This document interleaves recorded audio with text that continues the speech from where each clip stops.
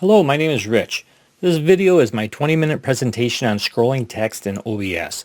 This will be a continuation of my previous 10-minute video on scrolling text, where today we'll be creating an app in C# using Visual Studio. The free version of Visual Studio will work for this application. To streamline the ability to change your text while in production, if you have not seen the previous video, the link is in the description below.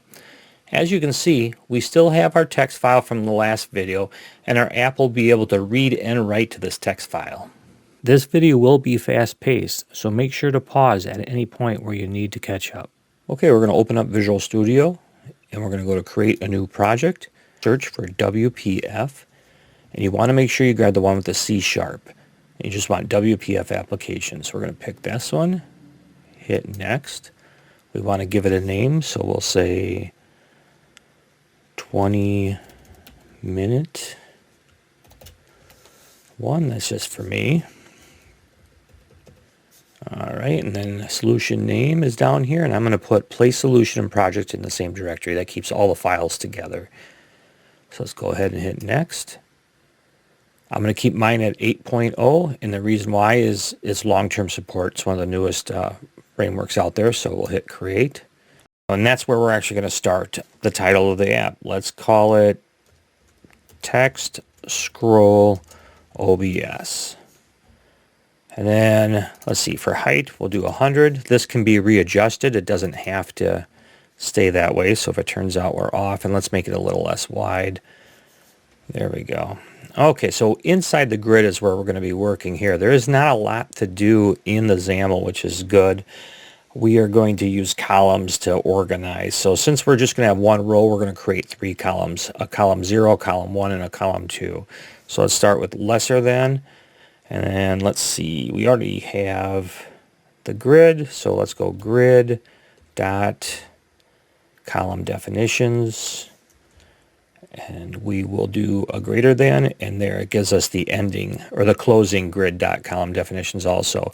IntelliSense is very nice, but you have to start by typing correctly. If I do not, so I want to have a column definition. So if I just start typing in column definition, it's not going to do anything. What I need to do is I got to make sure I put in the lesser than, and there's column definition. So I can just click on it. The first one, we are going to do a width of auto, and then / greater than symbol, and what we want to do is copy and paste that 2 more times. Now the middle one, so the first one is column 0, second one's column 1, and the third one's column 2, giving us 3 columns. And I'm going to do a wildcard for the middle one, and that's because we are going to stretch the middle one. That's going to be where the text box is. The first column and the second column are going to be where the buttons are. Once we have that, we can go down and we can start putting that information in. So let's do a text box. Oh, not a text block, but a text box. There we go.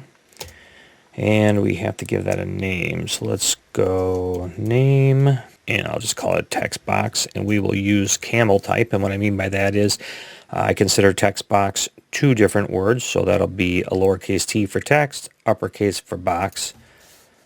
I did intentionally leave the E out of text. I do that for all my text boxes. And then we're going to do a grid column. But this is the text box, so I want this in the middle of the 3 rows, so it goes 0, 1, 2, so we're going to go grid row 1. Let's give everything just a margin of 10. Let's do a vertical alignment, and we're going to do center on this one. And we're also going to do a horizontal alignment. And since this is the text box, I want to stretch this one, so we're going to do stretch. And then I am going to make this read only, and that'll make more sense when we get to creating the main window class for this. So let's do true. This will mean that you cannot type into that text box as long as that is true. And let's close that out. All right, so we got the text box. Now let's do buttons. So we're going to do button, and then we got to give that a name. This is going to be our load and our save. So let's just call it button action, because that's going to be our action button. There we go. And the content, now the content, I type hello in here, the button says hello. I'm going to put load, because when the program starts up, I want that button to say load on it. And that'll be the grid column 0, because this is going to be in front of the text box. And then we have to give that a margin of 10. We'll do a vertical alignment of center, horizontal alignment of stretch, and let's do a width, let's do 100 just to make sure. I think 75 would be good, but 100, we can always adjust it later, but 100 feels good on that. And then let's do a click event on it. So click, and we have to give the click event a name. So I like to keep everything pretty uniform. So we're going to do btn, and we called this action. So action underscore click. That way we know that's the click event that's going to be in the main window, and it's also named after what the button is, just to keep confusion down. And then let's close this out with a / greater than symbol. Let's make this a little easier to read. We'll bring this over. I'm going to copy that whole line, and I'm going to paste it just because it's a lot to type. But you have to be careful when you do that, because the button can't have the same name. So, but I want a clear button.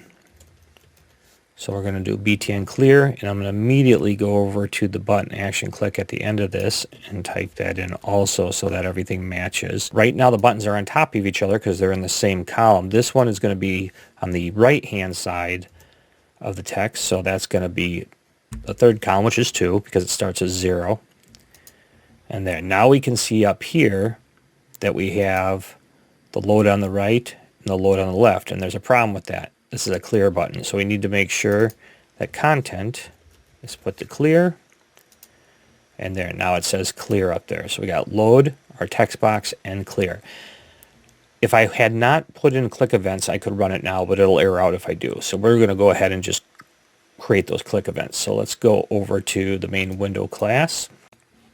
Okay, now that the XAML's done, we are going to need some strings in here in order to create variables to remember certain items. So we want a class level one here. Let's go private string file path. Let's do that. All right, and that will, here, let's give that a note. This is going to be a class level variable to store the file path. Okay, so from there, we need to now create an action button. So we got an initialize component. That's very important, but that's auto-populated for you. So let's go private void btn action underscore click. And this is looking back at the XAML, and here's where the IntelliSense comes in nice. So you want to make sure you type in everything correctly. Let's do parenthesis, and it auto-filled everything I wanted. Sometimes it's hard to remember everything, and it's nice for it to fill it out for you. So let's put some brackets in here. First, we're going to need an if statement, and it's going to be on how the content of the action button looks. Because if you remember, it's actually set to load. Let me go back there. So this button says load, the content does. But that button's going to be two-purpose. It's going to be our load and our save button. So let's go back here. If, let's see, we will do btn action dot content, there we go, dot toString. We got a parentheses for that. And then equals, that would be 2 equals, because if you do 1 equal, you're trying to set. It's like setting a variable, and it's going to error out if you're doing it in an if statement. We want to do like a Boolean. We want to check how it looks. If it equals save, which we know it does not. Let's go down, put our brackets in, Let's nest another if in here. Let's go if, exclamation point, so it's a not statement. If string is not null or empty file path. I like what's in there already. Let's put a little quick note here for remembering. If a file has been loaded before. There we go. All right, let's do file, because now we want to write. Let's learn how to type first. File dot, there we go. Write all text. And that'll be the file path. There we go. I remembered that. And we want the text box, not the button action content. So IntelliSense is just looking back at what I last did, and that's why it thought maybe that's what I wanted. Dot text. And we got that. Let's put a note in there. Let's see here. Save. Whoops. Save to the previously loaded file. All right. There we go. We're done with that. Let's go down here. Let's do an else statement. All right. And let's see. Let's put a note in here also. This is going to be if no file has been loaded before, behave like a save as. There we go. All right, so let's go to else, and let's go to save file log. This is nice with the IntelliSense. I don't have to type any of that. That's all correct. And that's basically, we're just going to save the file. All right, so let's do save file dialog dot filter, because we want to be able to filter the correct extension. There we go, filter equals text files. There we go. Parentheses wildcard dot txt parenthesis, and then we have to pipe that into what it actually is, and that would be a wildcard dot txt. Normally I would pipe in the all files here, but I don't want to give that option. I only want to have it be text files. This would be like if you're doing a Word document and you go to save it and it knows it's .doc. That was actually typed in here, but you have a bunch of drop downs. You can save it as other things. In our situation, we only want text files, so I'm going to leave it like that. All right, so we have that in there. Well, let's do another if statement. So if save dialog, there we go, dot show the dialog, not hidden, show dialog.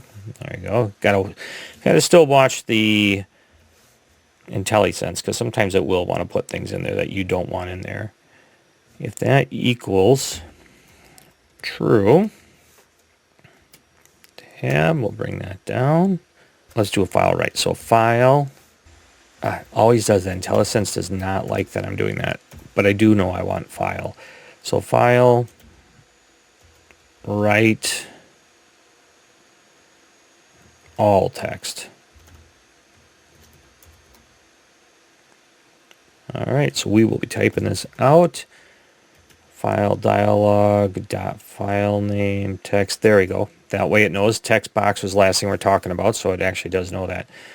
All right, so that covers all of that. Why am I getting an error here, though? Let's take a look here. Show potential fixes. And this is why IntelliSense wasn't working, because it wants to use the system IO. So I could actually click on this, and it'll put the using system IO where it needs to be, or I can just go up here, hit enter, using system.io, semicolon, and you'll see that reg squiggly went away. Okay, so now we got to put an else in for that original if we had up there. So else assume It's a load action. There we go. So remember, so this is going to cover when the button is load. So let's go open file dialog, because now we're loading it, so we want to open a file dialog. Everything's in there already. That's great. Now we got to set that open dialog, and we are going to put a filter on it. This might look familiar because this is the text files. Parenthesis, wildcard.txt, parenthesis.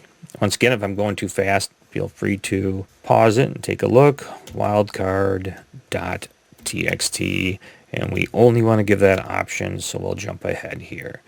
All right, so that covers that. But similar to above, we are going to put another if statement in here. So if open dialog dot show dialog, don't forget your parentheses, equals true.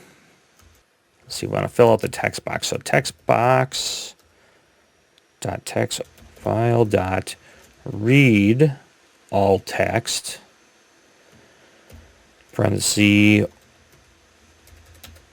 open, there we go, open file dialog dot file name. It already knows that.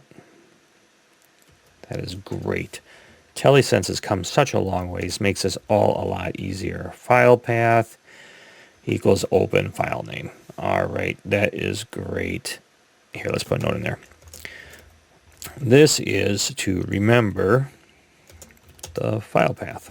At this point, we've loaded it and we can't type in the text field, which is a problem. So let's go text box dot read, oh, is read only. There we go. IntelliSense helping me out again. Equals true, but it is true. We want to make it false. So let's go false. There we go. There. Now we'll be able to type in it, and let's do button action dot content save. And what this will do is this turns the load button to say save button. Still the same button, we're just changing the words in it. That way you don't have to worry about having two buttons on top of each other or anything weird like that. Now let's move over to the clear button, which that'll only be a few lines of code. Private void btn clear, so the name of what we made the click event, and click, and it already is filling out the IntelliSense for me. So we'll go down, and here we just got to reset a bunch of stuff. So let's go text box dot clear with the parentheses. That'll clear out the text box. Let's see what else we got. Text box dot is read only. We want to put that back to true. That way you can't type in it. And then of course we got to put the save button back to text, so I can type it out, or I can just copy this here, drop it in there, type in load. There we go. Okay, we are going to run this. Let's bring it over to our other window and take a look at what we have here. So here's the scrolling text from last week, and you'll see that it's still running above me right here where it says 10-minute transaction. So let's click load. Let's open up the scroll bar text, which is this file here, and we can already see it says 10 minutes there. And let's give it a change here. So now that I loaded it, it says save, and let's correct it because it's supposed to be 20 minutes now. Let's hit save, and let's open it up and see if that worked. And sure enough, there it says 20 minutes. A nice feature of Windows 11 is you can tab your notebook or notepad now. So we can look at the previous version and the new version. And above us, it says 20 minutes also. So we know everything worked there. Now if I hit clear, you'll see this is why we actually put in where you can't change anything, because once we hit clear, it doesn't have a path to save to anymore. So it's very distinctively says load. That'll let us know that that's where it's going to go. Look for the file. So let's just pick something random. I'm sure I have a text document somewhere around here. There we go. We'll just pick something. And you'll see you don't want to just put anything in here. This is actually some ASCII character from a Java text-based program. So it can read any text document. But if I hit clear, it brings us back to here. Now let's resize this. Let's go back into the desktop scroll bar. And it says 20 minutes. Let's put something else here. Let's put, hello, my name is Rich. And there I have it all all over the place with capitals and everything. And that's one of the reasons I do uppercase when it comes to what's above us. But let's hit save. And there it changed. And of course, I did forget to put in dash space, end it with a dash space. Let's hit save again. And that will correct that. So it kind of breaks it up.